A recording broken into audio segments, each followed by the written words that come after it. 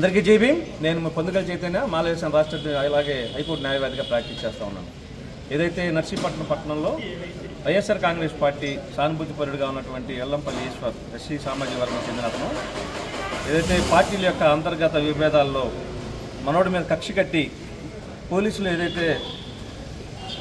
ఏదైతే పార్టీలకు తొత్తులుగా వ్యవహరిస్తూ అధికార పార్టీ సంబంధించిన కొంతమంది నాయకులు కక్ష కట్టి తప్పుడు కేసులు బనాయించి రాత్రి అన్యాయంగా అరెస్ట్ చేసి ఏదో పెద్ద తప్పు చేసిన ఖైదీలాగా బోన్లో బంధించి అతనికి దెబ్బ తగిలింది.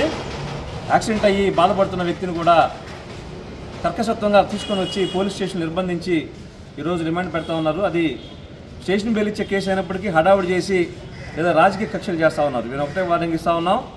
ఎవరైతే ఈ తప్పుడు కేసులు బనాయించి అలాగే పోలీసులు కూడా అతని మీద కక్షపూరిత చర్యలు తీసుకుంటారో ఖచ్చితంగా వాళ్ళందరూ రేపు పొద్దున్న రాబోయే రోజుల్లో కోర్టు బోనెక్కిస్తాం.